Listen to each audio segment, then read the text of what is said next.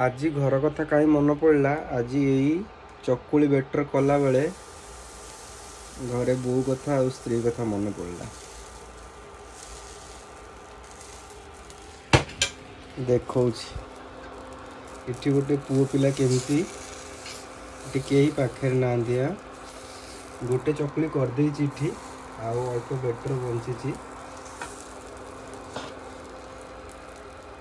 तो गोटे पुओ पिलार जीवनटा एत सहज नुह जिते समस्ते भावती।